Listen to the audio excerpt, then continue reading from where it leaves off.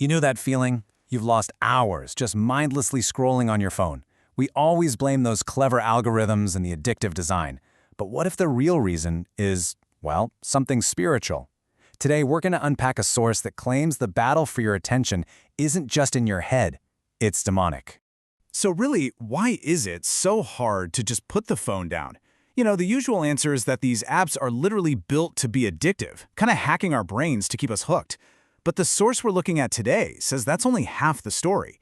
It suggests a powerful, unseen battle kicks off every single time you unlock your screen. And here's the central claim, right here. The author of our source material says this isn't just some theory, but a literal vision she received. So let's unpack what this vision supposedly revealed about the spiritual forces working behind your screen. Okay, so here's how we're going to break this down.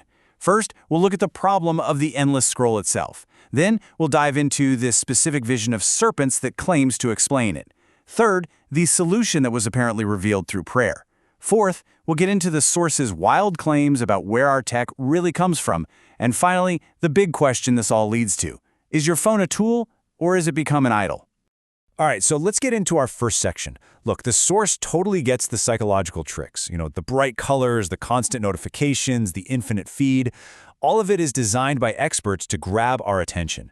But it insists that all those things are just the physical side of a much, much deeper spiritual attack.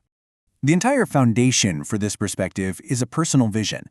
The author says she was shown someone who was totally addicted to their phone, but then the vision sort of pulled back the curtain to show her the spiritual mechanics working behind that addiction. So what exactly did this vision show? This is where the imagery gets incredibly specific, and according to the source, it's all symbolic of what's really happening when we're just scrolling away. So the vision didn't just show one demon, but a whole hierarchy of them. At the very center, there is this massive python, which is said to represent total enslavement to the device. Then there was the strange serpent coiled up into an endless moving ring. That's the infinite loop right there. And finally, countless smaller snakes, just multiplying over and over, without end. And here's the connection the source makes. Those endlessly multiplying snakes are supposedly what cause our own thoughts to multiply endlessly. You know how it is. You go online to check one thing, and suddenly your brain has 10 more tabs open. Oh, let me check this. Let me look up that. The vision interprets this as that demonic spirit at work, creating that never-ending chain of distraction. Okay, so if that's the problem, what's the solution? Well, the source is really clear that the same vision that exposed the spiritual attack also revealed the way out. And it's not about willpower alone, it's about a spiritual intervention. Apparently, the vision laid out this clear, four-step path to freedom. It starts with just admitting that you're powerless on your own. That leads you to kneel down and pray, specifically to cry out for deliverance. The source really emphasizes that this act of surrender is the key that unlocks a spiritual victory. And get this, the outcome in the vision is pretty graphic. The prayer is said to spring a trap that just crushes the main python demon. But even as it's destroyed, its skeleton keeps moving in that endless circle.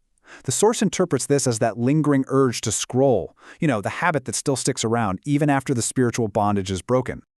Okay, now we're going to zoom out a bit. The source expands its claims from just personal addiction to the very origin of our technology. It suggests that this isn't some accidental side effect of innovation, but actually part of a much larger ancient plan. To understand this next part, we have to talk about this term, the Nephilim. The source identifies them as the offspring of fallen angels from the book of Genesis. It claims these beings are way more technologically advanced than us and have been unveiling inventions like the smartphone at very specific times in history to push a dark agenda. And this leads to a pretty stark accusation. The source asserts that the big names behind big tech are not the atheists or agnostics they might seem to be. Instead, it alleges that they are secret Satanists, knowingly creating this technology to enslave humanity and build what it calls a demonic kingdom. This brings us to a really crucial point about the dual nature of technology. As you can see here, while the source claims tech was created for evil, to foster addiction and decay, it also argues that it can be hijacked for good, things like spreading messages of faith or even using AI to translate sermons to reach more people. So this brings us to our final, and maybe most personal section. Given this whole spiritual landscape, how is a person supposed to navigate their relationship with technology? According to the source, it all boils down to a critical choice. The source frames the entire issue through the lens of the very first commandment. The ultimate danger of the phone isn't just about wasting time. It's that it can become an idol, something that actually replaces God as the central focus of your life. And the source makes a subtle but really powerful point here. The addiction isn't actually about the content. It warns that you can become just as spiritually trapped by watching religious videos for hours and hours a day if it's replacing your own personal prayer time and your direct connection with God. This is illustrated with another vision described in the source, this time about AI. A person sets up a chatbot for prayer reminders, which, on the surface, seems helpful, right?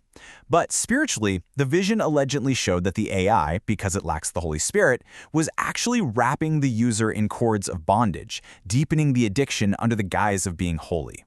And so we end here. The source we've explored today asks you to consider this fundamental question about that device in your pocket. Is it just a tool that you control, or has it become a portal for influences you might not even be aware of? And that's the thought we're going to leave you with.